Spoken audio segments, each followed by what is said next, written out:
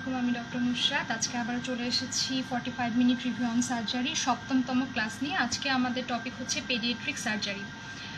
Paediatric surgery থেকে আমাদের রিটেনের question থাকে একটা দুইটা, এবং হচ্ছে ভাইবা বোর্ডে আমাদের একটা আলাদা বক্স থাকে পেডিয়াট্রিক সার্জারির জন্য।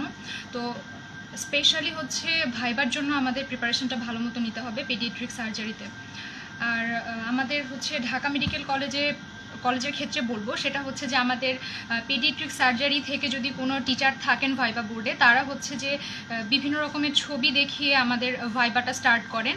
তো আমাদের জন্য আমি যেটা বলবো সেটা হচ্ছে যে আমরা যখন একটা ডিজিজ পড়বো তখন সেই ডিজিজের ছবিটা একটু সার্চ দিয়ে দেখে নিব, তাহলে দেখা যাচ্ছে যে ভাইবা বোর্ডে বসে ওই ছবিটা দেখে আমাদের ডায়াগনোসিস করার সুবিধা হবে। আর অন্যান্যদের ক্ষেত্রে বলবো যে অনেক সময় দেখা যায় আমাদের প্রফের মধ্যে এক্সটার্নাল হিসেবে টিচার চলে আসেন পেডিয়াট্রিক সার্জারি থেকে, সেক্ষেত্রে কিন্তু আমাদের বোর্ড ভাইবাটা স্টার্টই হবে হচ্ছে পেডিয়াট্রিক সার্জারি দিয়ে। দেখা যাবে যে অবশ্যই সেই টিচার চাইবেন তার পেডিয়াট্রিক সার্জারির কোয়েশ্চেন করে আমাকে তুলতে আর কি। তো সেই জন্য আমাদের অবশ্যই পেডিয়াট্রিক সার্জারি খুব লিমিটেড টপিকস, অবশ্যই ভালো করে আমাদের এই টপিকসগুলো সম্পর্কে একটু ধারণা থাকতে হবে। ঠিক আছে, এখানে আমি তাহলে শুরু করি। আজকে আমাদের মোস্ট ইম্পর্টেন্ট টপিক হচ্ছে হাইপোস্পেডিয়াস, এপিসপেডিয়াস, ফাইমোসিস, প্যারাফাইমোসিস, সার্কামসিশন, আর হচ্ছে অ্যানোরেক্টাল ম্যালফরমেশন, আর আরেকটা হচ্ছে ক্রিপ্টোমেনুরিয়া। এই কয়েকটা হচ্ছে আমাদের জেনিটো ইউরিনারি যে প্রবলেমগুলো থাকে বাচ্চাদের। মোটামুটি এই হচ্ছে একটা দুইটা তিনটা চারটা পাঁচটা ছয়টা টপিকস। তো এই ছয়টা টপিকস সম্পর্কে আমাদের খুব ভালো মতো প্রিপারেশন নিতে হবে। অনেক সময় দেখা যায় যে হাইপোস্পেডিয়াস, এপিসপেডিয়াস এইগুলোর হচ্ছে পেশেন্টকে আউটডোর থেকে শর্ট কেসে ধরে নিয়ে চলে আসে। তখন দেখা যাচ্ছে যে আমাদেরকে শর্ট কেসেও অনেক সময় এই যে হাইপোস্পেডিয়াস, এপিসপেডিয়াসের পেশেন্ট থাকে। তাহলে আমাদের অবশ্যই ভালো করে প্রিপারেশন নিতে হবে, এবং এগুলোর কিছু বেসিক ডিফারেন্স আছে, যেমন হাইপোস্পেডিয়াস ভার্সেস এপিসপেডিয়াস, ফাইমোসিস ভার্সেস হচ্ছে প্যারাফাইমোসিস। তাহলে আমাদের একটু বেসিকটা ক্লিয়ার অবশ্যই রাখতে হবে এগুলোর ডিফারেন্সে। আচ্ছা, তাহলে চলে যাই প্রথমে আমাদের হচ্ছে হাইপোস্পেডিয়াস। খুবই ইম্পর্টেন্ট টপিক, রিটেনে তো অনেকবার আসছে এবং ভাইভাতে তো আমাদেরকে এটা ধরে। আচ্ছা, হাইপোস্পেডিয়াসটা কি? নর্মালি আমাদের যে ইউরেথ্রাল ওপেনিংটা সেটা হচ্ছে যে গ্ল্যান্স পেনিসের টিপে থাকে। কোনো কারণে যদি এটা টিপে না হয়ে উপরে বা নিচে অর্থাৎ ভেন্ট্রাল বা ডর্সাল সারফেসে যদি চলে আসে, তাহলে আমরা তাকে বলবো হাইপোস্পেডিয়াস বা এপিসপেডিয়াস। এখন যদি এটা হচ্ছে নিচের দিকে অর্থাৎ ভেন্ট্রাল সারফেসে ওপেনিংটা হয়, তখন আমরা বলবো হচ্ছে হাইপোস্পেডিয়াস। সেই ক্ষেত্রে আমাদের তিনটা ফিচার থাকবে ক্লিনিক্যাল। সেটা হচ্ছে কি থাকবে? আমাদের যে ভেন্ট্রাল সারফেসটা, সেই ভেন্ট্রাল সারফেসের ক্ষেত্রে থাকবে হচ্ছে যে প্রিপিউসটা ডেফিসিট থাকবে, ডর্সাল সারফেসে হুডিং থাকবে, এবং কর্ডি প্রেজেন্ট থাকবে অর্থাৎ শ্যাফট যেটা সেটা হচ্ছে একটু বেন্ডিং থাকবে, এটাকে কর্ডি বলে। তাহলে এই তিনটা হচ্ছে কার্ডিনাল ফিচার আমাদের হাইপোস্পেডিয়াসের একটা পেশেন্টের ক্ষেত্রে। এপিসপেডিয়াসের ক্ষেত্রে কি হবে? জাস্ট এইটা উল্টা হয়ে যাবে, অর্থাৎ ওপেনিংটা হবে হলো কোনটা? ডর্সাল সারফেসে, আর এখানে থাকবে হচ্ছে রিভার্স কর্ডি। এবং এই দুই ক্ষেত্রে আমাদেরকে যে কথাটা হচ্ছে পেশেন্ট পার্টিকে আমাদের যেটা অ্যাডভাইস দিতে হবে সেটা হচ্ছে এই দুইটা ক্ষেত্রে কিন্তু সার্কামসিশন হচ্ছে কন্ট্রা ইন্ডিকেটেড। এটা হচ্ছে যে অনেক সময় জিজ্ঞাসা করে যে একটা পেশেন্ট আসছে এরকম হাইপোস্পেডিয়াস, এপিসপেডিয়াস, সেই ক্ষেত্রে তুমি তার প্যারেন্টকে কীভাবে কাউন্সিলিং করবে? তো সেই ক্ষেত্রে আমাদেরকে বলতে হবে যে এই পেশেন্টগুলোকে কিন্তু কখনো সার্কামসিশন করা যাবে না। ঠিক আছে, এর একটা কারণ আছে, সেটা হচ্ছে ওই যে এক্সট্রা যে স্কিনটা থাকে এটা পরবর্তীতে আমাদের যে ইউরেথ্রা রিপেয়ার করতে অনেক সময় লাগে, সেই জন্য আমরা এটা হচ্ছে কন্ট্রা ইন্ডিকেটেড বলে দিই। গেল, এখন আসবে হচ্ছে তোমাদের যে হাইপোস্পেডিয়াসের কিছু ক্লাসিফিকেশন আছে। এই যে মিয়েটাল ওপেনিংটা এটা কোথায় হচ্ছে তার উপর ডিপেন্ড করে হচ্ছে 5-6টা ক্লাসিফিকেশন আছে। যেমন তোমার হচ্ছে যদি গ্ল্যান্স পেনিসে হয় তাহলে সেটা হচ্ছে গ্ল্যান্ডুলার, তারপরে করোনাল হাইপোস্পেডিয়াস, শ্যাফটে হতে পারে, মিড শ্যাফট, প্রক্সিমাল, ডিস্টাল, তারপর হচ্ছে পেনোস্ক্রোটাল আর স্ক্রোটাল। এই কয়েকটা আমাদের হচ্ছে টাইপস। নেক্সট হচ্ছে যে ট্রিটমেন্ট। আমরা ট্রিটমেন্ট আর পেডিয়াট্রিক সার্জারির ক্ষেত্রে আরেকটা ইম্পর্টেন্ট জিনিস হচ্ছে যতগুলো ডিজিজ আসবে আমাদের টাইমিং অফ সার্জারি এটা খুবই ইম্পর্টেন্ট জানা, যে একটা পেশেন্ট আসলে কখন তাকে সেই ডিজিজটা বলতে আমি কাউন্সিলিং করব যে এই ডিজিজটার ট্রিটমেন্ট এই সময় শুরু করতে হবে। এটা হচ্ছে যে একটা মানে আলাদা কার্ডই আছে যে টাইমিং অফ সার্জারি, বিভিন্ন সার্জারির নাম আছে এবং সেখানে টাইমিং আছে, তাহলে আমাদেরকে টাইমিং অফ সার্জারিটাও জানতে হবে। তাহলে এই ক্ষেত্রে আমাদের একটা হাইপোস্পেডিয়াস, এপিসপেডিয়াস পেশেন্টের ক্ষেত্রে আমাদের টাইমিং অফ সার্জারিটা কখন হবে এবং কেন হবে। এরা সাধারণত কি হয়, দাঁড়ায় থেকে এরা হচ্ছে যে প্রসাব করতে পারে না। তো স্কুল গোয়িং বয় যারা থাকে তারা হচ্ছে কি হয়, স্কুলে গিয়ে এরকম করতে মানে প্রসাব করতে পারে না দাঁড়ায় থেকে, সেক্ষেত্রে তাদের হচ্ছে যে মেন্টাল একটা ট্রমা হতে পারে। তাহলে আমাদের প্রি স্কুল গোয়িং এজে এই পেশেন্টগুলোকে আমরা হচ্ছে সার্জারি করার কথা বলে থাকি। এটা হচ্ছে আমাদের টাইমিং অফ সার্জারি। আর এখানে আমরা হচ্ছে যে কি ধরনের সার্জারি করে থাকি? দুইটা সার্জারি করে থাকি। একটা হচ্ছে আমাদের বলে থাকি যে অর্থোপ্লাস্টি, আর একটা হচ্ছে ইউরেথ্রোপ্লাস্টি। তো অর্থোপ্লাস্টি যে কর্ডি যেটা থাকে সেটাকে সোজা করা, আর ইউরেথ্রোপ্লাস্টি হচ্ছে যে আমাদের যে ওপেনিংটা থাকে সেটাকে হচ্ছে তার নর্মাল অ্যানাটমিক্যাল যে পজিশন সেখানে নিয়ে যাওয়া। এই হচ্ছে আমাদের হাইপোস্পেডিয়াস। এপিস্পেডিয়াসের ক্ষেত্রে হচ্ছে সেম, সার্কামসিশন কন্ট্রাইন্ডিকেটেড। নেক্সট আমরা চলে যাচ্ছি হচ্ছে ফাইমোসিস এবং প্যারাফাইমোসিস। আচ্ছা, ফাইমোসিস যেটা সেটা হচ্ছে যে নর্মালি একটা বাচ্চার জন্মের পরে যে প্রিপিউশিয়াল স্কিনটা থাকে সেটা হচ্ছে আপ টু 2 ইয়ার্স রিট্র্যাক্ট করা যায় না। এটা হচ্ছে যে নর্মাল, 2 বছর পরে সেই প্রিপিউশিয়াল হচ্ছে স্কিনটাকে রিট্র্যাক্ট করা যায়। কিন্তু কোনো কারণে যদি সেই স্কিনে স্ক্যারিং হয়ে যায় তাহলে কি হয়, মা কমপ্লেইন করে যে আমার বাচ্চা এরকম প্রসাব করার সময় বেলুনিং হয়ে যায়, অর্থাৎ ওই জায়গাটা ফুলে যায় এবং কান্নাকাটি করে আর স্ট্রেইন করে তারপরে তার হচ্ছে প্রসাব করতে হয়। সেই ক্ষেত্রে আমরা কি ডায়াগনোসিস করব, সেটা হচ্ছে আমাদের ফাইমোসিস। আর প্যারাফাইমোসিসের ক্ষেত্রে হিস্ট্রি থাকবে এরকম যে অনেক সময় হচ্ছে ক্যাথেটার করার সময় বা হচ্ছে মা অনেক সময় যে স্মেগমা ক্লিন করার সময় প্রিপিউশিয়াল স্কিনটাকে দেখা যাচ্ছে যে উল্টিয়ে ক্লিন করেন, কিন্তু এই ক্লিন করার পরে সেটাকে যে তার প্রিভিয়াস যে পজিশনটা সেখানে রাখে না, তার ফলে কি হয় ওখানে একটা রিং ফর্মেশন হয়, প্রিপিউশিয়াল রিং ফর্মেশন হয়ে সেখানে হচ্ছে যে ভেনাস ড্রেনেজটা হচ্ছে অবস্ট্রাকশন হয়, ফলে ইডিমেটাস হয়ে ফুলে যায়, সেটাকে আমরা বলতেছি হচ্ছে প্যারাফাইমোসিস। আচ্ছা, এখানে আমাদের কিন্তু ডেফিনিটিভ ট্রিটমেন্ট হচ্ছে সার্কামসিশন, ফাইমোসিস এবং হচ্ছে প্যারাফাইমোসিসের ক্ষেত্রে। ঠিক আছে, তাহলে এই দুটো আমরা জেনে গেলাম। এখন আমরা কিভাবে ট্রিটমেন্ট করব প্যারাফাইমোসিসের ক্ষেত্রে এবং ফাইমোসিসের ক্ষেত্রে। ফাইমোসিসের ক্ষেত্রে ইউজুয়ালি আমরা বলে থাকি যে সার্কামসিশন, আর প্যারাফাইমোসিস যেহেতু একটা ইডিমেটাস কন্ডিশন হয়ে যায় আমরা প্রথমে পেশেন্টটাকে কি করি, নিডল দিয়ে প্রিক করি, যে ওখানে তখন হচ্ছে ওই যে জেট স্পিডের মতো ওরকম পানি বের হয় আর কি, ইডিমেটাস যে পানিগুলো থাকে, তাহলে আমরা নিডল প্রিক করি, 24 ঘন্টা অপেক্ষা করি। এরপরে যদি এটা ঠিক না হয়ে যায় তাহলে আমরা কি করি, ওই যে প্রিপিউশিয়াল রিংটা ফর্মেশন হয়েছে, একটা ব্যান্ড ফর্মেশন হয়, সেই ব্যান্ডটাকে আমরা একটা 11 নম্বর ব্লেড দিয়ে কেটে দিই। ঠিক আছে, আর লাস্টলি আমরা কি করি, সার্কামসিশন করি। এই হচ্ছে যে আমাদের ফাইমোসিস, প্যারাফাইমোসিস, এবং এটার হচ্ছে কমপ্লিকেশন আসে, রিকারেন্ট ইউরিনারি ট্র্যাক্ট ইনফেকশন হতে পারে, ব্যালানাইটিস, পোস্থাইটিস, ব্যালানোপোস্থাইটিস, এগুলো হচ্ছে ডেভেলপ করতে পারে। ঠিক আছে, গেল। এখন আমরা চলে আসি হচ্ছে সার্কামসিশনে। এটা হচ্ছে যে মানে খুবই ইম্পর্টেন্ট, রিটেনের জন্য কার্ড কোয়েশ্চেনে আসে যে সার্কামসিশনের স্টেপগুলো কি কি, টিচাররা জিজ্ঞাসা করেন যে সার্কামসিশন দেখছো কি না, কয়টা মসকিউটো ইউজ করে, এই ধরনের কোয়েশ্চেনগুলো হয় আর কি। তো সার্কামসিশনের ক্ষেত্রে প্রথমে ডেফিনেশনটা আমাদেরকে জানতে হবে যে এটা হচ্ছে সার্জিক্যাল সার্কামফারেন্সিয়াল এক্সিশন অফ প্রিপিউশিয়াল স্কিন। ঠিক আছে, তারপরে হচ্ছে মেথডস। এখন সাধারণত হচ্ছে ডিসেকশন মেথডে করা হয়ে থাকে, আগে ওই যে গিলোটিন মেথড ছিল ওটা এখন অবলিটারেটেড, আর করা হয় না, এখন মানে সব জায়গায় প্র্যাকটিস করা হয় যেটা, সেটা হচ্ছে ডিসেকশন মেথড। তারপরে যে কোয়েশ্চেনটা আসবে যে একটা পেশেন্টকে সার্কামসিশন করার আগে আমরা হচ্ছে কি কি ইনভেস্টিগেশন দিয়ে থাকবো।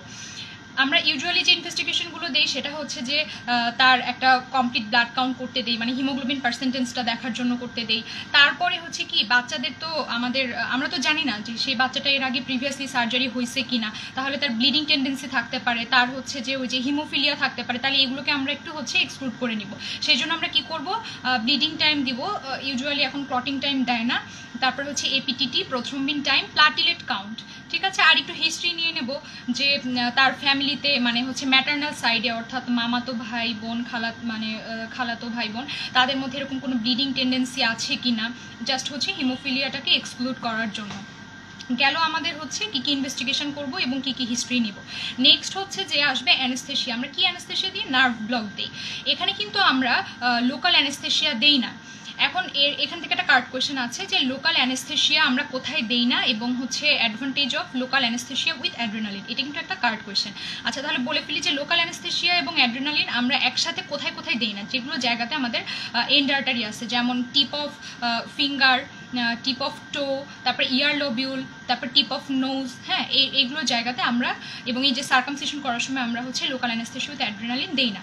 এবং আরেকটা কোয়েশ্চেন হচ্ছে যে এটার অ্যাডভান্টেজ কি, লোকাল অ্যানেস্থেশিয়া উইথ অ্যাড্রেনালিন। 3-4টা অ্যাডভান্টেজ আছে, যেমন যেহেতু অ্যাড্রেনালিন একটা ভেসোকনস্ট্রিক্টর, আমরা হচ্ছে ডাবল অ্যামাউন্ট অফ দিতে পারি, আমাদের যে লোকাল অ্যানেস্থেটিক এজেন্টটা আছে সেটা দিতে পারি। তারপরে এটা হচ্ছে কি হয়, একটা দীর্ঘমেয়াদী ইফেক্ট থাকে, অর্থাৎ হচ্ছে long duration of action, less haemorrhage যেহেতু ভেসোকনস্ট্রিকশন হচ্ছে। ঠিক আছে, তাহলে তাহলে এগুলো হচ্ছে আমাদের অ্যাডভান্টেজ। নেক্সট চলে যাবে ইন্ডিকেশন অফ সার্কামসিশন। খুবই মানে সহজে বলা যায় এটা যে আমাদের বাচ্চাদের ক্ষেত্রে এবং অ্যাডাল্টের ক্ষেত্রে, ইউজুয়ালি বাচ্চাদের ক্ষেত্রে আমাদের দেশে প্রধানত হচ্ছে কি, এটা হচ্ছে রিলিজিয়াস পারপাসে হয়ে থাকে সার্কামসিশনটা। এছাড়া আরও কিছু, এই যে একটু আগে বলে আসলাম ফাইমোসিস, প্যারাফাইমোসিস, তারপরে আরও কিছু ডিজিজ আছে যেমন হচ্ছে ব্যালানাইটিস, জেরোটিকা অবলিটারেন্স, হ্যাঁ ব্যালানোপোস্থাইটিস, তারপরে হচ্ছে রিকারেন্ট ইউরিনারি ট্র্যাক্ট ইনফেকশন। এগুলো যাদের হয়ে থাকে তাদের ক্ষেত্রে আমরা হচ্ছে সার্কামসিশন করে থাকি। আর অ্যাডাল্টের ক্ষেত্রে হচ্ছে কার্সিনোমা পেনিস, কার্সিনোমা প্রিপিউস, এগুলোর ক্ষেত্রে হচ্ছে তাদেরকে থেরাপিউটিক সার্কামসিশন করা হয়ে থাকে। আচ্ছা, কমপ্লিকেশন, এটা একটা কার্ড কোশ্চেন যে একটা পেশেন্ট এরকম সার্কামসিশনের পরে হিস্ট্রি নিয়ে আসলো, পেশেন্টটা হাসপাতালে আসলো যে তার হচ্ছে ব্লিডিং থামতেছে না, সেক্ষেত্রে তুমি কি করবা? এটা একটা খুবই ইম্পর্টেন্ট কার্ড কোশ্চেন। এটা আমি একটু সুন্দর করে স্টেপ ওয়াইজ বলি, তোমরা একটু শোনো। সেটা হচ্ছে যে যখন এরকম একটা পেশেন্ট আসবে যে সার্কামসিশনের পরে তার ব্লিডিংটা থামতেছে না, আমরা তাহলে তখন আমাদের ম্যানেজমেন্টটা কীভাবে হবে, অ্যাপ্রোচটা কীরকম হবে? তাহলে প্রথমে আমরা আগে একটা হিস্ট্রি নিয়ে ফেলবো। একটু আগে যেরকম বললাম যে তার ফ্যামিলিতে এরকম ধরনের কোনো ব্লিডিং ডিসঅর্ডার রান করতেছে কিনা, ম্যাটার্নাল সাইডে আমরা একটা হিস্ট্রি নিয়ে নিলাম। তাহলে যদি এরকম থাকে তাহলে ধরে নিলাম হিমোফিলিয়া, ঠিক আছে। তারপরে কি করব আমরা, প্লাটিলেট এক্সামিনেশন করব। এক্সামিনেশন করে দেখব যে যেহেতু অনেকক্ষণ ধরে ব্লিডিং হচ্ছে তার কি থাকতে পারে, যে হাইপোভলিমিক যে ফিচার্সগুলো থাকে সেই ফিচার্সগুলো থাকতে পারে। তাকে আমরা আর্জেন্ট হচ্ছে কি করবো, আইভি ক্যানুলা দিব, ফ্লুইড রানিং করব, তারপরে কিছু ইনভেস্টিগেশন পাঠাবো। ওই যে আগের মতো ইনভেস্টিগেশনগুলো, complete blood count, haemoglobin percentage, platelet count, তারপরে হচ্ছে বিটি, পিটিএ, পিটিটি, ঠিক আছে, এই জিনিসগুলো করবো। ফ্যাক্টর 8 অ্যাসে, ঠিক আছে, যদি আমি দেখি যে তার ফ্যামিলিতে সেম টাইপের ডিজিজ রান করতেছে, এইগুলো আমরা ইনভেস্টিগেশন পাঠাবো।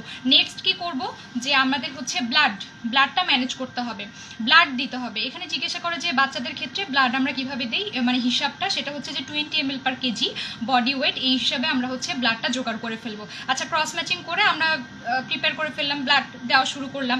নেক্সট কি করব, এরপরেও যদি ব্লিডিং না কমে তাহলে আমরা সাধারণত কি করি, ওই যে আমাদের প্রেশার, প্যাক, এলিভেশন, ওই মেথডে আমরা চলে যাই। তাহলে প্রেশার দিয়ে রাখি, প্যাকিং করে থাকি বা এলিভেট করে রাখি। এরপরে আমরা কি করি, এরপরেও যদি ব্লিডিং না কমে তাহলে আমাদেরকে চিন্তা করতে হবে যে কোনো ইন্টারনাল ভেসেলস ইনজুরি হয়েছে কি না। কী কী ভেসেলস ইনজুরি হতে পারে এটা একটা জিজ্ঞেস করে। সাধারণত হচ্ছে 6 o'clock পজিশনে থাকে হচ্ছে ফ্রেনুলার আর্টারি, আর 12 o'clock পজিশনে থাকে হচ্ছে ডরসাল আর্টারি অফ পেনিস। তো এই দুইটা যখন সার্কামসিশনের সময় ইনজুরি হয়ে যায়, সাধারণত ওই যে হাজামরা করার সময়, এই সার্কামসিশন করার সময় ওনারাও তার বুঝতে পারে না যে কোথায় আর্টারি আছে। তো ওইখানে অনেক সময় হচ্ছে বেশি পরিমাণ প্রিপেশিয়াল স্কিন যদি চলে আসে, সেক্ষেত্রে এই আর্টারিগুলোতে হচ্ছে ইনজুরি হওয়ার সম্ভাবনা থাকে। তাহলে আমাদের কি করতে হবে, ওই যে 6 o'clock এবং এদিকে হচ্ছে 12 o'clock পজিশন অনুযায়ী আমাদেরকে সুচার দিয়ে দিতে হবে। তারপরেও দেখতেছি যে ব্লিডিং কমতেছে না, উজিং হচ্ছে। উজিং হওয়া মানে কি, তার মানে এখানে নিশ্চয়ই কোনো ফ্যাক্টর ডেফিসিয়েন্সি আছে। তাহলে সেক্ষেত্রে আমরা কি করব, যে আমাদের ইনভেস্টিগেশনের রেজাল্ট ততক্ষণে চলে আসবে, সেক্ষেত্রে আমরা প্রেশার দিব, ঠিক আছে। তারপরে ইন্ট্রামাসকুলার বা ইন্ট্রাভেনাস ওরাল যা পাই, ট্রানএক্সামিক অ্যাসিড, ঠিক আছে, সেগুলো দিব। এবং লাস্টলি আমরা দিতে পারি হচ্ছে ফ্যাক্টর রিপ্লেসমেন্ট থেরাপি। তাহলে এটা হচ্ছে আমাদের যে how to manage a post circumcisional bleeding গেল। নেক্সট হচ্ছে কন্ট্রাইন্ডিকেশন, ওই যে এপিসপেডিয়াস এবং হচ্ছে হাইপোস্পেডিয়াস, এই দুই ক্ষেত্রে আমাদের কন্ট্রাইন্ডিকেশন। আর কমপ্লিকেশন হচ্ছে 1 নম্বরে হেমোরেজ, আর বাকি যা কিছু আছে, যে অ্যানেস্থেটিক কমপ্লিকেশন হতে পারে, injury to the surrounding structure হতে পারে, ঠিক আছে, গ্যাংগ্রিন হতে পারে, পরবর্তীতে সেখান থেকে recurrent UTI, retention of urine, এগুলো ডেভেলপ করতে পারে গেল। এখন আমাদের নেক্সট টপিক হচ্ছে এমটি স্ক্রোটাম। এটা হচ্ছে পেডিয়াট্রিক সার্জারি খুবই জনপ্রিয় একটা টপিক হচ্ছে এমটি স্ক্রোটাম। তাহলে কি কি কারণে এমটি স্ক্রোটাম হতে পারে, এখানে আমাদের একটু একটা জিনিস মানে ভালো মতো একটা জিনিস তোমাদেরকে আমি ক্লিয়ার করে দিই। সেটা হচ্ছে যে একটা টার্ম আছে হচ্ছে আনডিসেন্ডেড টেস্টিস, আরেকটা হচ্ছে একটোপিক টেস্টিস। তো আনডিসেন্ডেড টেস্টিস বলতে আমরা কি বুঝি, যে একটা টেস্টিস সাধারণত আমাদের কি হয়, অ্যাবডোমেনে ডেভেলপ করে, পরবর্তীতে সেটা হচ্ছে স্ক্রোটামে চলে আসে। তাহলে এটার একটা নর্মাল পাথওয়ে আছে। তো এই যে নর্মাল পাথওয়ে, এই নর্মাল পাথওয়ের কোনো একটা জায়গায় যদি এটার হচ্ছে ডিসেন্টটা অ্যারেস্ট হয়ে যায়, সেটাকে আমরা বলবো হচ্ছে আনডিসেন্ডেড টেস্টিস। আর এই যে নর্মাল পাথওয়ে, এই পাথওয়ের বাইরে যদি কোথাও চলে যায়, সেটাকে আমরা বলবো হচ্ছে একটোপিক টেস্টিস, ঠিক আছে। দুটার কিন্তু সাইড আলাদা, তাহলে আমরা এই জিনিসটা একটু মনে রাখবো। আচ্ছা, এখন আমরা অফ এমটি স্ক্রোটাম। তাহলে প্রথমে একটা কি যে ইনকমপ্লিটলি ডিসেন্ডেড টেস্টিস, ওকে। সেকেন্ডটা কি যে একটোপিক টেস্টিস। এখানে তারপরে কোয়েশ্চেনটা আসবে যে কোথায় সাইটগুলো হতে পারে। সাইটগুলো হয় সাধারণত সুপারফিশিয়াল ইঙ্গুইনাল রিংয়ে হয়, পেরিনিয়ামে থাকে, তারপরে হচ্ছে রুপ অফ পেনিস, ফিমোরাল ট্রায়াঙ্গেলে চলে আসে, এবং অনেক সময় দেখা যাচ্ছে হেমিস্ক্রোটাম অর্থাৎ এক পাশেই দুইটা টেস্টিস। তাহলে এই পাঁচটা হচ্ছে আমাদের একটোপিক সাইট। আরেকটা কি হতে পারে, আরেকটা হতে পারে হচ্ছে রিট্র্যাক্টাইল। অনেকের হচ্ছে এক্সেসিভ হচ্ছে কি থাকে ওই যে ক্রিমাস্টারিক রিফ্লেক্স, ঠিক আছে। সেই ক্ষেত্রে দেখা যাচ্ছে যে আমরা যখনই পরীক্ষা করতে যাচ্ছি তখনই টেস্টিসটা রিট্র্যাক্টাইল হয়ে ভিতরে চলে যাচ্ছে, সেক্ষেত্রে আমরা এমটি স্ক্রোটাম পাবো। আরেকটা কি হতে পারে টেস্টিস তৈরি হয় নাই অর্থাৎ টেস্টিকুলার অ্যাজেনেসিস। আরেকটা কি হতে পারে ভ্যানিশিং টেস্টিস সিনড্রোম বলে, অর্থাৎ যদি তার হচ্ছে ওখানে কোনো যদি মানে আর্টারি সাপ্লাইটা হঠাৎ করে মানে বন্ধ হয়ে যায়, তাহলে ধীরে ধীরে সেটা হচ্ছে নেক্রোসিস হয়ে নেক্রোসিস হয়ে সেই জিনিসটা হচ্ছে টিস্যুটা অবলিটারেশন হয়ে যায়, সেটাকে আমরা ভ্যানিশিং টেস্টিস বলি। তাহলে এই পাঁচটা কারণ হচ্ছে যে একটা এমটি স্ক্রোটাম। নেক্সট হচ্ছে আমাদের জিজ্ঞেস করবে যে এরকম একটা একটোপিক টেস্টিস, পেশেন্ট হিস্ট্রি দিবে যে জন্মের পরে এরকম হচ্ছে একটা পাশে টেস্টিসটা স্ক্রোটামটা ফাঁকা, তাহলে সেই হচ্ছে বাচ্চাকে নিয়ে প্যারেন্টস আসছে, তুমি তাহলে তাকে কিভাবে কাউন্সিলিং করবা, তোমার ম্যানেজমেন্ট কিভাবে করবা আর কি এটা। আচ্ছা ঠিক আছে, তাহলে আমরা হিস্ট্রি এক্সামিনেশন এগুলো সব কিছু তো করে ফেলবো। করে ফেলার পরে আমাদের নেক্সট যে অ্যাপ্রোচ হবে সেটা হচ্ছে টাইমিং অফ সার্জারি, অর্থাৎ আমাদেরকে দেখতে হবে যে বাচ্চাটা কোন বয়সে প্যারেন্ট আমাদের কাছে নিয়ে আসছে। তো ইউজুয়ালি সাধারণত জন্মের পরে প্রথম 6 মাসের মধ্যে আমরা কোনো চিকিৎসা দেই না। আমরা বলে দিই যে যদি এরকম থাকে যে আনডিসেন্ডেড টেস্টিস, তাহলে এটা হচ্ছে 6 মাস সময় নেয়, এটা অটোমেটিক্যালি নিজে নিজে স্ক্রোটামে চলে আসে। পরবর্তীতে 6 মাসের মধ্যে যদি না নামে তাহলে সেক্ষেত্রে আমাদেরকে সার্জিক্যাল অপশানে যেতে হয়, ঠিক আছে। এটা হলো সাধারণত 6 থেকে 12 মাসের মধ্যে আমরা এই সার্জারিটা করে থাকি। এবং কেন করে থাকি, কারণ হচ্ছে কি টেস্টিসটা আমাদের কোথায় থাকে, স্ক্রোটামে থাকে, তাই না। এখানে কিন্তু টেম্পারেচারটা কম, কিন্তু অ্যাবডোমেনের মধ্যে টেম্পারেচারটা বেশি থাকে। তো যে এক্সেস হিটটা সেটা হচ্ছে স্পারমাটোজেনেসিসকে হ্যাম্পার করে, সেক্ষেত্রে পেশেন্টের ইনফার্টিলিটি ডেভেলপ করতে পারে। আরও কি কি হতে পারে, সময় মতো চিকিৎসা না করলে আমরা 3T বলি, ট্রমা অর্থাৎ কি হতে পারে, হার্নিয়া, টিউমার অর্থাৎ সেই জায়গাটা থেকে আমাদের একটা হচ্ছে কার্সিনোমা হইতে পারে, ম্যালিগনেন্সি ডেভেলপ করতে পারে, আরেকটা হচ্ছে টর্শন, সেই টেস্টিসটা হচ্ছে টর্শন হয়ে যেতে পারে। তাহলে 3T হতে পারে আমরা যদি সময় মতো একটা আনডিসেন্ডেড টেস্টিসের চিকিৎসা না করে থাকি। এখন আমরা কি চিকিৎসা দিব, দেখবো যে এটা টেস্টিসটা পালপেবল না নন পালপেবল, ঠিক আছে, এর উপর ডিপেন্ড করে আমাদের চিকিৎসাটা হবে। যদি পালপেবল হয় তাহলে আমরা অর্কাইডোপেক্সি করি, অর্থাৎ টেস্টিসটাকে হচ্ছে ফিক্সড করে দেই, এবং যেই পাশে আনডিসেন্ডেড টেস্টিসটা সেটাকে তো ফিক্সড করবো, এবং অপর পাশেও আমরা অর্কাইডোপেক্সি করে থাকি। আর যদি নন পালপেবল হয় তাহলে কি করি, আমরা ল্যাপারোস্কোপি করি, ল্যাপারোস্কোপি করে টেস্টিসটাকে খুঁজে বের করি, তারপরে সেটাকে আমরা অর্কাইডোপেক্সি করি, ঠিক আছে। এখানে ল্যাপারোস্কোপিটা বোথ হচ্ছে থেরাপিউটিক আর হচ্ছে ডায়াগনস্টিক অ্যান্ড থেরাপিউটিক। আর যদি দেখি যে টেস্টিসটা হচ্ছে ভায়াবল নাই, তাহলে সেক্ষেত্রে আমরা অর্কাইডেক্টমি করে থাকি, ঠিক আছে। অল অ্যাবাউট আনডিসেন্ডেড টেস্টিস আমাদের হয়ে গেল। আচ্ছা, এরপরে আসবে হচ্ছে টেস্টিকুলার সোয়েলিং অর্থাৎ অ্যাকিউট স্ক্রোটাম। কি কি কন্ডিশনে অ্যাকিউট স্ক্রোটাম হতে পারে, সেটা হচ্ছে অ্যাকিউট এপিডিডাইমো অর্কাইটিস হতে পারে, টর্শন টেস্টিস হতে পারে, তারপরে হচ্ছে ট্রমা হতে পারে, হ্যাঁ, তারপরে হেমাটোসিল, পায়োসিল, এগুলো কারণে একটা বাচ্চা অ্যাকিউট স্ক্রোটামের ফিচার নিয়ে প্রেজেন্ট করতে পারে, স্ট্র্যাঙ্গুলেটেড হার্নিয়া থাকতে পারে। তাহলে আমাদের অ্যাপ্রোচটা কি হবে, আমরা ডিফারেন্সিয়াল ডায়াগনোসিস করে ফেললাম, যখন আমাদের সিনারিও এরকমভাবে আসবে তাহলে আমরা এভাবে সুন্দর করে লিখে ফেলবো। ইনভেস্টিগেশন কি হবে, যে আমরা একটা কমপ্লিট ব্লাড কাউন্ট করতে দিব, তারপরে হচ্ছে ইউরিন কালচার সেন্সিটিভিটি করতে দিব, ইউরিন রুটিন মাইক্রোস্কোপিক এক্সামিনেশন করব, আর হচ্ছে আলট্রাসোনোগ্রাম, এটা হচ্ছে স্পেসিফিক মানে কনফার্মেটরি আলট্রাসোনোগ্রাম করতে দিব, এবং কালার ডপলার আলট্রাসোনোগ্রাম করতে দিব। আচ্ছা, আমাদের এখন যেটা বেসিক জিনিসটা জানতে হবে সেটা হচ্ছে একটা অ্যাকিউট এপিডিডাইমো অর্কাইটিস আর একটা হচ্ছে টেস্টিকুলার টর্শন, এই দুইটাকে আমাদের ডিফারেন্সিয়েট করা জানতে হবে, এবং এই দুইটার পার্থক্য দিয়ে যে একটা ছক আছে, এটা হচ্ছে আমাদের রিটেনের জন্য ভেরি ভেরি ইম্পর্টেন্ট একটা কোয়েশ্চেন। তাহলে আমরা এই দুইটা হচ্ছে ডায়াগনোসিস করা শিখবো, এবং কিভাবে এই দুইটাকে আমরা হচ্ছে ডিফার করব সেটা আমরা এখন শিখবো। আচ্ছা, এপিডিডাইমো অর্কাইটিসের ক্ষেত্রে হচ্ছে পেশেন্ট এরকম ক্লিনিক্যাল ফিচার একটা ইনফ্লামেশন, সেই সেমভাবে সিভিয়ার পেইন, সোয়েলিং, ফিভার থাকতে পারে, হ্যাঁ, তারপরে পেইনফুল মিকচুরেশন হতে পারে, নেক্সট হচ্ছে ফ্রিকোয়েন্সি অফ মিকচুরেশন থাকতে পারে। তারপরে সায়েন্স আমরা কি পাবো, যে স্ক্রোটাল যে স্কিনটা দেখবো সেটা হচ্ছে রেড, ইনফ্ল্যামড, ইডিমেটাস হয়ে থাকবে। তারপরে আমরা এখানে কি দেখি, সাধারণত একটা টেস্ট করি, সেটাকে বলা হচ্ছে ফ্রেঞ্চ সাইন, অর্থাৎ আমরা হচ্ছে টেস্টিসটাকে সাপোর্ট দিয়ে উপরের দিকে মানে কম্প্রেস করি, যদি দেখি যে পেইন চলে যাচ্ছে তাহলে সেটা হচ্ছে অ্যাকিউট এপিডিডাইমো অর্কাইটিস, অর্থাৎ ফ্রেঞ্চ সাইন পজিটিভ। কিন্তু টেস্টিকুলার টর্শনের ক্ষেত্রে আমরা যদি এরকম সাপোর্ট দিয়ে এই পরীক্ষাটা করতে যাই তাহলে আরও পেইন বেশি বেড়ে যায়। সেটা হচ্ছে তখন আমাদের ফ্রেঞ্চ সাইন নেগেটিভ হবে এবং সেটা হবে হচ্ছে টেস্টিকুলার টর্শন। আচ্ছা, আরেকটাভাবে আমরা ডিফারেন্স করতে পারি, সেটা হচ্ছে কালার ডপলার স্টাডি করতে পারি। আমরা খুব ভালো করে জানি একটা ইনফ্লামেশনের সময় সেখানে সার্কুলেশন বেড়ে যায়, তো কালার ডপলার স্টাডি করলে দেখবো যে অ্যাকিউট এপিডিডার্মা অর্কাইটিসের ক্ষেত্রে সেটা হচ্ছে হাইপার ভাস্কুলারিটি ডেভেলপ করে যায়। কিন্তু যেটা হচ্ছে টেস্টিকুলার টর্শন, ওখানে অলরেডি ব্লাড সাপ্লাইটা আমাদের হচ্ছে হ্যাম্পার্ড হয়ে গেছে, তো সেখানে আমরা কালার ডপলার স্টাডি করলে দেখবো যে মানে ভাস্কুলারিটি কমে গেছে, অনেক সময় নেক্রোসিস ডেভেলপ, কোনো ভাস্কুলারিটি নাই। ঠিক আছে, তাহলে এইভাবে আমরা এক্সামিনেশন এবং ইনভেস্টিগেশন দিয়ে দুইটা জিনিসকে আলাদা করে ফেললাম। আচ্ছা, এখন আমি ট্রিটমেন্ট কি করব অ্যাকিউট এপিডিডার্মা অর্কাইটিসের ক্ষেত্রে?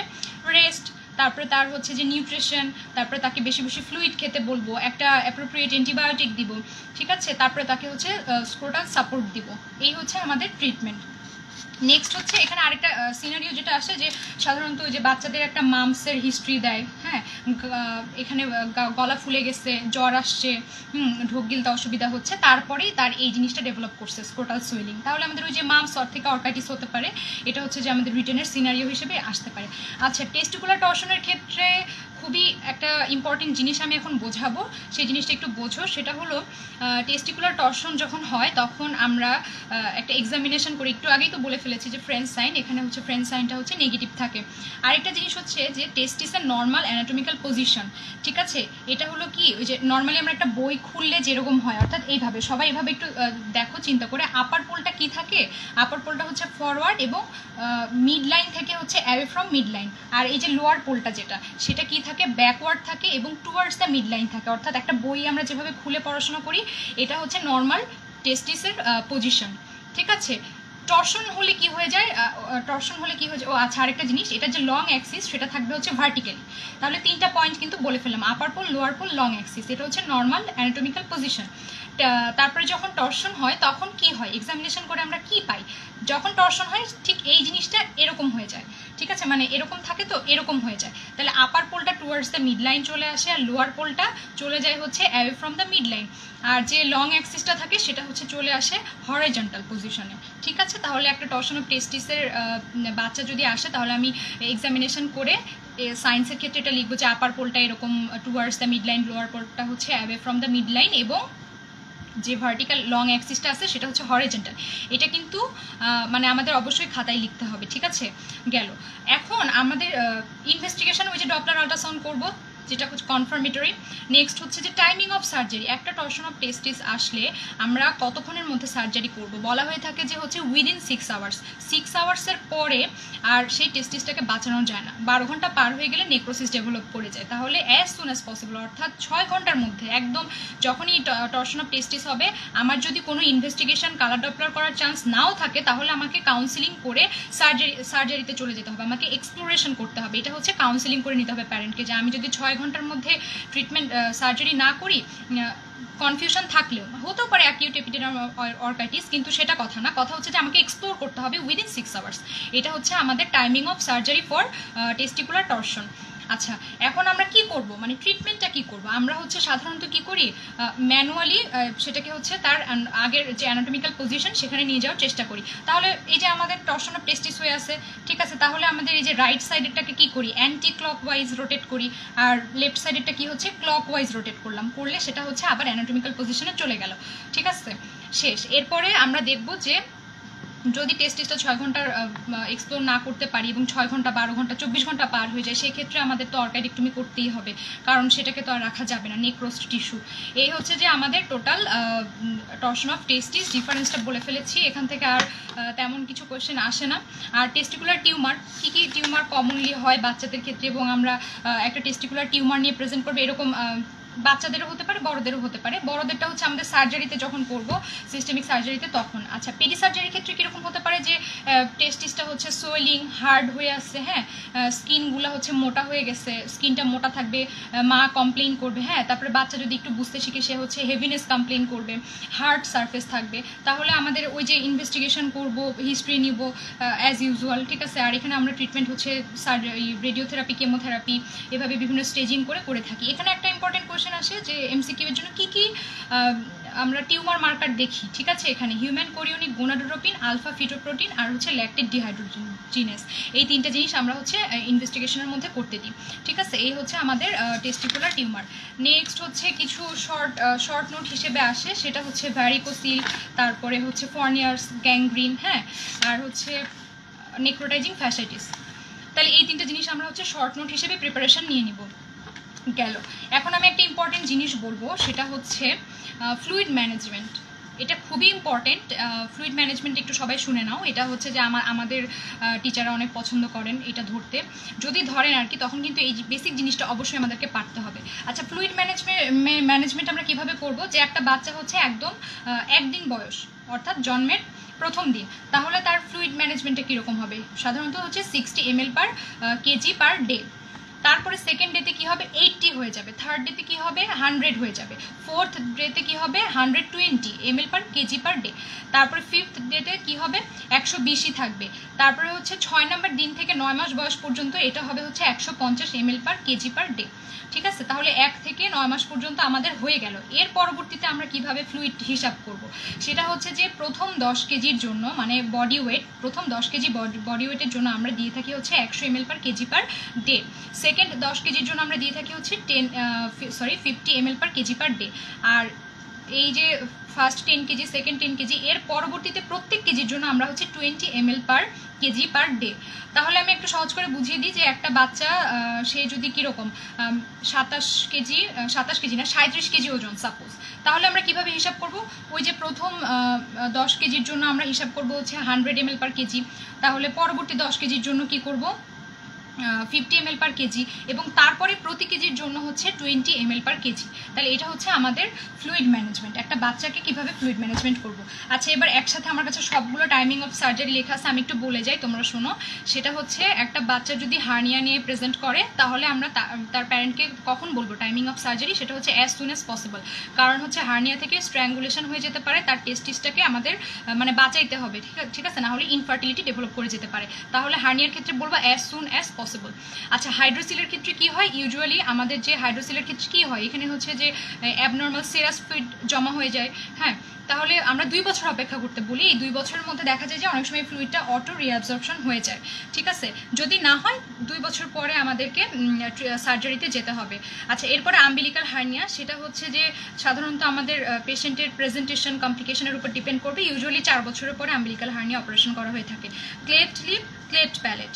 লিপ যেটা, সেটা হচ্ছে কখন করি আমরা? 10 উইকস এজে।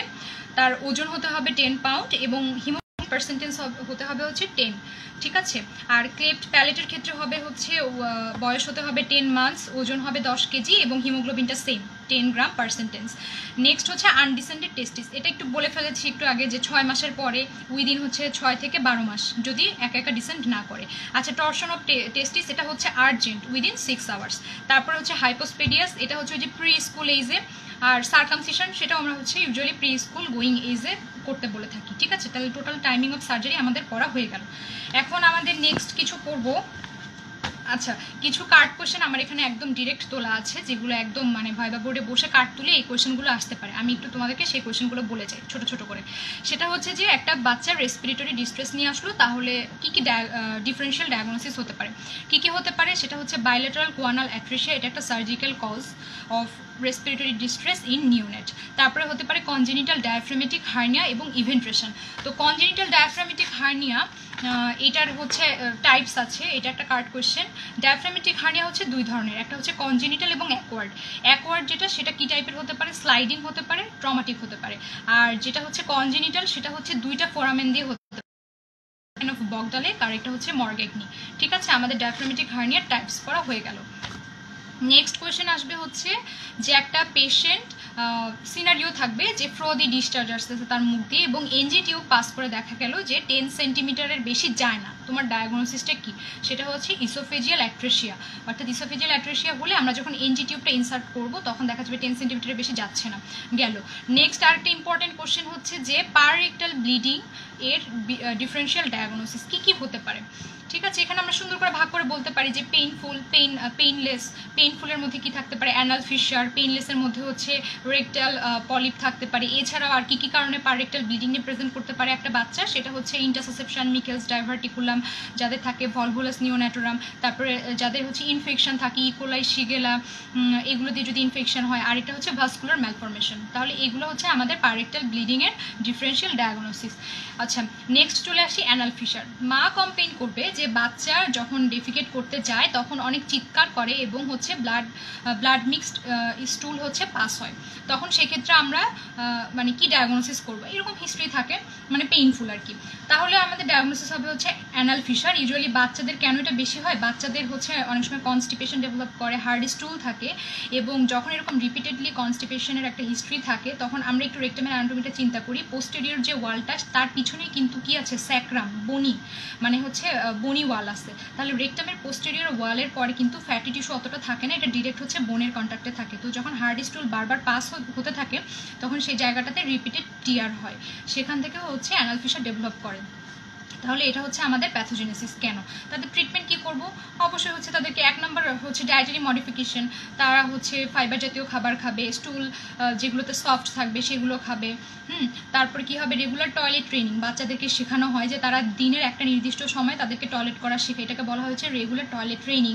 তারপরে আমরা বলতে পারি যে ল্যাক্সেটিভস, যাদের ক্ষেত্রে ডায়েটারি মডিফিকেশন করে কাজ হচ্ছে না সেক্ষেত্রে আমরা হচ্ছে ল্যাক্সেটিভস দিতে পারি, স্টুল সফেনার থাকে সেগুলো দিতে পারি। তারপরে কি দিতে পারি, স্ফিংটার রিল্যাক্সেন্টস, অর্থাৎ হচ্ছে নাইট্রোগ্লিসারিন, লোকাল অ্যানেস্থেটিক অয়েনমেন্ট পাওয়া যায়, এগুলো দিতে পারি।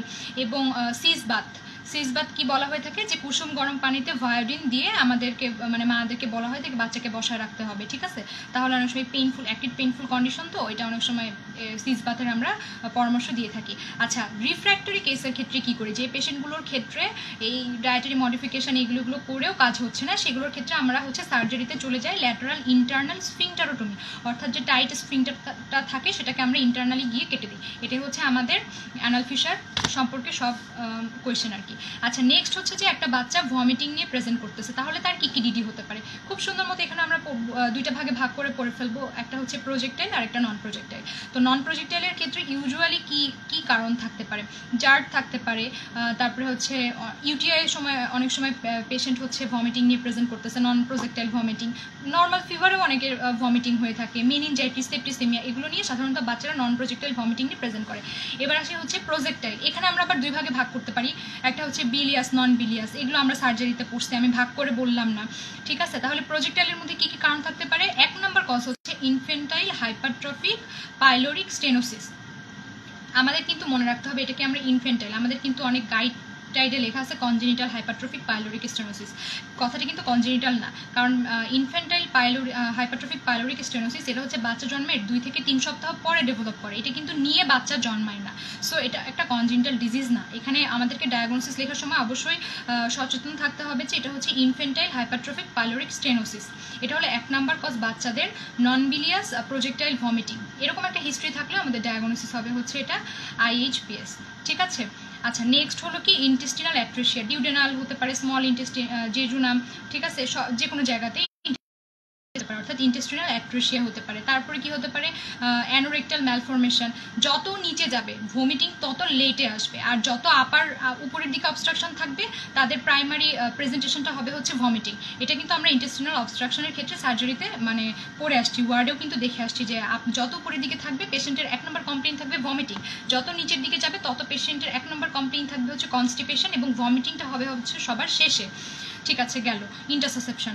এখন হচ্ছে যে বাচ্চাদের ক্ষেত্রে কখন আমরা একটা ভমিটিং কে বলবো যে এটা হচ্ছে সিগনিফিক্যান্ট, কয়েকটা পয়েন্ট আছে, যে যদি পারসিস্টেন্ট ভমিটিং হয়, প্রজেক্টাইল ভমিটিং হয়, ব্লাড স্টেইনড, বাইল স্টেইনড এবং ফেলিওর টু থ্রাইভ, তাহলে এই 4-5টা ফিচার থাকলে সেই পেশেন্টের ক্ষেত্রে বলবো যে তার ভমিটিংটা হচ্ছে সিগনিফিক্যান্ট, অর্থাৎ আমাদেরকে ভালো মতো এটাকে করতে হবে, কি বলে, বের করতে হবে খুঁজে যে কারণটা। আচ্ছা, নেক্সট যে কোয়েশ্চেনটা সেটা হচ্ছে, আচ্ছা একটা কোয়েশ্চেন বলতে এখানে ভুলে গেছি, সেটা factors related to descendent of testis, অর্থাৎ কী কী ফ্যাক্টরের উপর ডিপেন্ড করে। ফ্যাক্টরগুলো হচ্ছে শর্টেনিং অফ গুবার্নাকুলাম টেস্টিস, ঠিক আছে, তারপরে কি বডি গ্রোথ, তারপরে ইন্ট্রা অ্যাবডোমিনাল প্রেশার, তারপরে হচ্ছে হায়ার বডি টেম্পারেচার এবং হরমোন আছে, human chorionic gonadotropic hormone, testosterone এবং মুলারিয়ান ইনহিবিটরি ফ্যাক্টর, এই কয়েকটা ফ্যাক্টরসের উপর ডিপেন্ড করে। আরেকটা কথা বলতে আমি ভুলে গেছি, সেটা হচ্ছে টর্শন অফ টেস্টিস কাদের বেশি হয় এবং একটা ডিফর্মিটি থাকে, ওটাকে বলা হয় হচ্ছে বেল ক্ল্যাপার ডিফর্মিটি। এই ডিফর্মিটিটা একটু দেখে নিও। হ্যাঁ, ওখানে হচ্ছে ওই যে গুবার্নাকুলাম টেস্টিসটা অনেক সময় হাই আপ ইনসারশন হয়, ঠিক আছে, সেই ক্ষেত্রে কি হয়, টেস্টিসটা হচ্ছে টুইস্টিং হয়ে যায়, মানে ঝুলতে থাকে আর কি, ভালো মতো আর সাপোর্ট পায় না। তাহলে ওই বেল ক্ল্যাপার ডিফর্মিটিটা ওটাও আমরা হচ্ছে সায়েন্সের মধ্যে লিখে ফেলবো। গেল নেক্সট হচ্ছে ইম্পর্টেন্ট কোয়েশ্চেন বাচ্চাদের জন্য, হার্নিয়া এবং হাইড্রোসিল। এটা হচ্ছে পেডিয়াট্রিক সার্জারিতে হার্নিয়া হাইড্রোসিল নিয়ে অত ডিটেলস কিছু আসে না, শুধু ডায়াগনোসিস, একটা সিনারিও থাকবে ডায়াগনোসিস এবং timing of surgery. Timing of surgery তো আমি বলে ফেলেছি। আর হার্নিয়ার ক্ষেত্রে হচ্ছে কি ট্রিটমেন্ট করব, হার্নিওটমি। বাচ্চাদের ক্ষেত্রে হার্নিয়াতে শুধু হার্নিওটমি, এবং হাইড্রোসিলের ক্ষেত্রে হচ্ছে হার্নিওটমি। হার্নিওটমি কি, যে excision and high ligation of hernial sac, ঠিক আছে। হার্নিওটমি বলতে আমি কি বুঝি, এটা অনেক সময় জিজ্ঞাসা করে। আর হাইড্রোসিলের ক্ষেত্রে হচ্ছে ডেফিনেশনটা আমরা জানি যে accumulation of excessive serous fluid in the processus vaginalis, অথবা এখানে কিছু টাইপস আছে, টাইপসগুলো জিজ্ঞাসা করে এবং এটা রিটেনের কোয়েশ্চেন। হাইড্রোসিলের হচ্ছে টাইপসগুলো আছে, যেমন কনজেনিটাল এবং অ্যাকোয়ার্ড। কনজেনিটালের মধ্যে আছে হচ্ছে কমিউনিকেটিং ভ্যাজাইনাল, তারপর হচ্ছে এনসিস্টেড এবং হচ্ছে ইনফেন্টাইল, এবং কোনটা হচ্ছে অবস্ট্রাকশনটা কোন লেভেলে হচ্ছে এটা একটু আমরা চিত্রসহ আঁকবো। আরেকটা ইম্পর্টেন্ট কথা বলি, আমাদের কিন্তু প্রফের রিটেনের মধ্যে ইনসিশনের চিত্র আসছিল, ঠিক আছে, ভুলে গেছি কোন কোয়েশ্চেনটা। ঠিক তেমনিভাবে যে একটা হার্নিয়াতে কোথায় ইনসিশন দিচ্ছি, হাইড্রোসিলের ক্ষেত্রে কোথায় ইনসিশন দিচ্ছি, বা একটা হাইড্রোসিলের যে ক্লাসিফিকেশনগুলো বললাম, হ্যাঁ, কোথায় কোন জায়গাটা অবস্ট্রাকশন হচ্ছে, এগুলো কিন্তু অনেক সময় ডিরেক্ট রিটেনে দিয়ে দেয়, যে জাস্ট ফিগারটা আঁকানোর ক্ষেত্রে। তাহলে আমরা এগুলো একটু ফিগার আঁকা শিখে নিব। আচ্ছা, নেক্সট হচ্ছে যে ক্লিনিক্যাল ফিচার, আমরা একটা হাইড্রোসিলের ক্লিনিক্যাল ফিচার কি কি পাবো, পেইনলেস একটা ইঙ্গুইনাল সোয়েলিং থাকবে। তারপরে হচ্ছে আমরা কি করি, যে গেট অ্যাবভ দ্য সোয়েলিং করি, এটা হলো পজিটিভ পাবো হাইড্রোসিলের ক্ষেত্রে, হার্নিয়ার ক্ষেত্রে নেগেটিভ পাবো, এটা আমরা জানি। আর হাইড্রোসিলটা কি থাকে, সিস্টিক থাকে, অর্থাৎ ট্রান্স ইলুমিনেশন টেস্ট কি থাকবে, পজিটিভ থাকবে, ঠিক আছে। আর এটা আরেকটা ইম্পর্টেন্ট হিস্ট্রি দেয় মা, যে বাচ্চার যত দিনের শেষে যায় এই সোয়েলিংটা তত বেশি বড় হয়, কিন্তু ঘুম থেকে ওঠার পরে অতটা সোয়েলিং থাকে না, ঠিক আছে। ওই যে গ্র্যাভিটির প্রেশারে এটা হচ্ছে বেড়ে যায় আর কি দিনের শেষে। তাহলে এরকম একটা হিস্ট্রি থাকতে পারে। এখানে আমরা কি করব, ওই যে ট্রিটমেন্ট, টাইমিং অফ সার্জারি 2 বছর অপেক্ষা করতে বলবো, এবং 2 বছর পরে যদি এটা ঠিক না হয়ে যায় তাহলে আমরা বলবো যে হার্নিওটমি, ঠিক আছে। নেক্সট হচ্ছে যে কোয়েশ্চেন, যেটা আমি বলে ফেলেছি, যে ইনফেন্টাইল হাইপারট্রফিক পাইলোরিক স্টেনোসিস, এটার প্রেজেন্টেশন কীরকম হবে, যে সাধারণত 3 থেকে 6 সপ্তাহ বয়সে একটা বাচ্চা প্রেজেন্ট করবে হোয়াইটিশ ভমিটিং প্রজেক্টাইল, হ্যাঁ, তার অনেক সময় দেখা যাবে যে অলিভ মাস থাকবে অ্যাবডোমেনে, মা এরকম বলবে যে খাওয়ার সময় দেখা যাচ্ছে যে এরকম অলিভ মাস দেখা যাচ্ছে এরকম রাইট আপার অ্যাবডোমেনে। তাহলে আমাদের ডায়াগনোসিস কি হবে, ইনফেন্টাইল হাইপারট্রফিক পাইলোরিক স্টেনোসিস। ঠিক এরকম টাইপের একটা ক্লিনিক্যাল ফিচার যখন আমাদের 6 থেকে 9 মাসের মধ্যে আসবে, তখন আমাদেরকে চিন্তা করতে হবে ইন্টারসাসেপশন, ঠিক আছে। গেল এখন হলো আরেকটা ইম্পর্টেন্ট সিনারিও আছে, যে মা এসে বলবে যে বাবুর পেরিনিয়াল রিজিয়নে ওপেনিং নাই, অথবা একটা, সাধারণত যে কয়েকটা থাকার কথা সেই কয়েকটা না থেকে যদি একটা বা একদমই না থাকে, তাহলে আমাদের অ্যানোরেক্টাল ম্যালফরমেশন। অ্যানোরেক্টাল ম্যালফরমেশনের একটা খুবই কঠিন ক্লাসিফিকেশন আসছে, ওটা আমার মনেই থাকে না, ওই জিনিসটা একটু পড়ে নিবা সবাই, ঠিক আছে, ওটা কিন্তু রিটেনের কোয়েশ্চেন।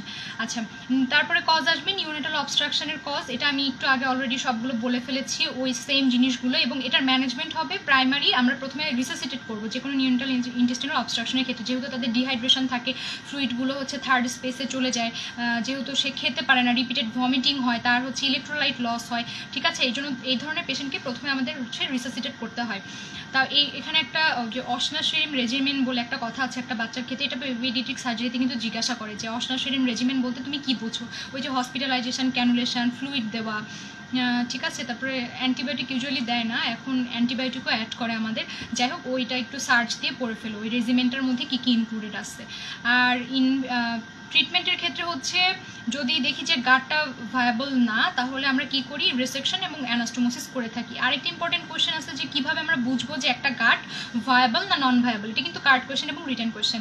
এটা আমরা খুব ভালো করে জানি যে একটা ভায়াবল গাটে কি থাকবে, পেরিস্টালসিস দেখতে পাবো, তারপর পালসেশন থাকবে, কালারটা কি থাকবে, পিঙ্কিশ কালার থাকবে, স্মুথ থাকবে, ঠিক আছে, সেরোসাটা হচ্ছে শাইনিং থাকবে, এবং যদি দেখি যে 100% অক্সিজেন এবং অনেক গরম পানি, ঠিক আছে, ফুটন্ত গরম পানি দিয়ে মপ দিয়ে যদি এটাকে চাপ দিয়ে ধরে রাখি তাহলে এটার সার্কুলেশন ব্যাক করবে, তাহলে সেই গাটটা হচ্ছে ভায়াবল।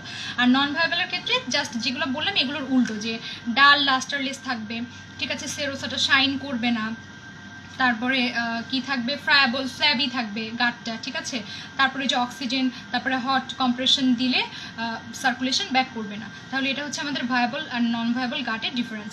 নেক্সট যে কোয়েশ্চেনটা থাকবে সেটা হচ্ছে ইন্টারসাসেপশনের একটা সিনারিও আমি বলি। সেটা হচ্ছে যে এরকম হিস্ট্রি থাকবে 8 থেকে 10 মাসের একটা বাচ্চা, সে হচ্ছে কি হয়, তার প্রচণ্ড অ্যাবডোমিনাল পেইন, ভমিটিং এবং হচ্ছে ব্লাড মিক্সড স্টুল, অনেক সময় বলে দেয় রেড কারেন্ট স্টুল, অর্থাৎ ওই যে তরমুজের জুসের মতো কালার এরকম থাকে আর কি।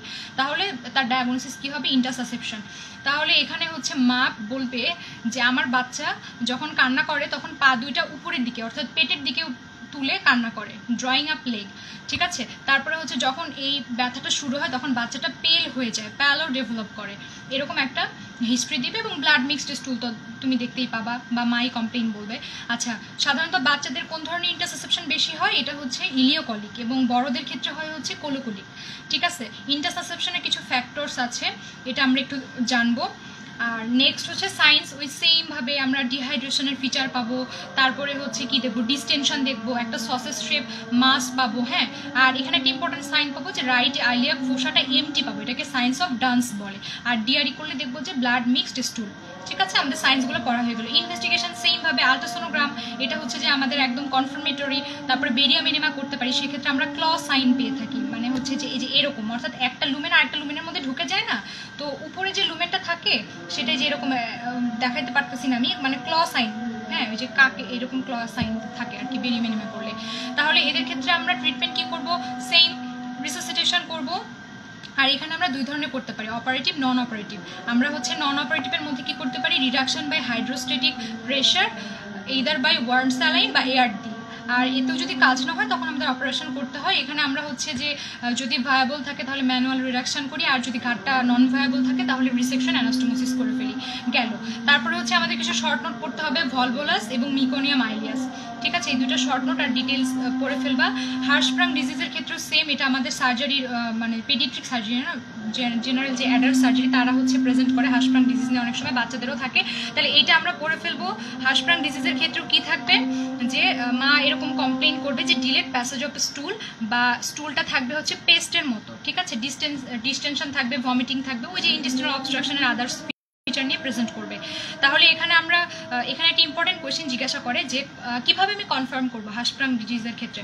এটা হচ্ছে রেকটাল বায়োপসি করে আমরা কি পাবো, 3টা ফাইন্ডিংস পাবো। এই 3টা ফাইন্ডিংস কিন্তু ভাইভাতে জিজ্ঞাসা করে। কি পাবো, যে আমরা দেখবো যে এখানে absence of intramural ganglionic cell, তারপরে এখানে কি থাকে, হাইপারট্রফিক নার্ভ থাকে, নার্ভগুলো হাইপারট্রফি হয়ে যায়। তাহলে আমরা রেকটাল বায়োপসি করলে এই 2-3টা ফাইন্ডিংস পাবো। আচ্ছা, এখানে তারপরে আমরা কি করি, সাধারণত আমরা কোলোস্টমি, ওই যে রিসাসিটেশন করে নিব, তারপরে কোলোস্টমি করি। কোলোস্টমি করার পর যখন ওই পাথটা ডাইভার্সন হয়ে যাবে অন্য দিক থেকে, তখন আমরা এক্সিশন অ্যানাস্টোমোসিস করি এবং পরবর্তীতে আমরা কোলোস্টমিটাকে হচ্ছে ক্লোজার করে দিই। এই হচ্ছে আমাদের হার্শপ্রাং ডিজিজ। বানানটা কিন্তু খেয়াল করব, দুই পাশেই কিন্তু এস আছে, ঠিক আছে। আচ্ছা, আর ওই লাস্টলি ইনফেন্টাইল হাইপারট্রফিক পাইলোরিক স্টেনোসিসের ক্ষেত্রে আমরা একটা সার্জারি করে থাকি, সার্জারিটার নাম হচ্ছে র্যামস্টেডস পাইলোরোমায়োটমি, ঠিক আছে। তাহলে এই হলো টোটাল আমাদের পেডিয়াট্রিক সার্জারি ইম্পর্টেন্ট কোয়েশ্চেন। আশা করি এর মধ্যে তোমরা অবশ্যই ইনশাল্লাহ কমন পাবা। আর আরেকটা টপিক আছে শর্ট নোটের ক্ষেত্রে আসে অনেক সময়, যে টাং টাই, ক্লেফট লিপ এবং হচ্ছে ক্লেফট প্যালেট, ঠিক আছে। তাহলে এগুলো আমরা একটু শর্ট নোট হিসেবে প্রিপারেশন নিয়ে ফেলবো। ক্লেফট লিপ, ক্লেফট প্যালেটের ক্ষেত্রে একটু চিত্র আঁকানো শিখবো, ওখানে কিছু টাইপস আছে। এই হলো আমাদের টোটাল পেডিয়াট্রিক সার্জারি, খুবই ইজি যদি আমরা একটু মনোযোগ দিয়ে পড়াশোনা করি। এবং অনেকের দেখা যায় যে কার্ড পড়েই না, আবার অনেকের পেডিয়াট্রিক সার্জারি দিয়েই শুরু হয় এবং শেষ হয়। সো আমরা একটু কেয়ারফুললি রিটেন এবং ভাইবার জন্য পেডিয়াট্রিক সার্জারি নিয়ে মোটামুটি আমি যা বলেছি এগুলো পড়লে ইনশাল্লাহ কমন পাবো, ঠিক আছে। তো আজকের ক্লাস এই পর্যন্তই। সবাইকে অনেক ধন্যবাদ আমার সাথে থাকার জন্য, ক্লাস শোনার জন্য। নেক্সট ক্লাসের টাইম আমি আবার পরবর্তীতে জানিয়ে দিব। সবাই ভালো থাকো, সুস্থ থাকো। আসসালামু আলাইকুম, আল্লাহ হাফেজ।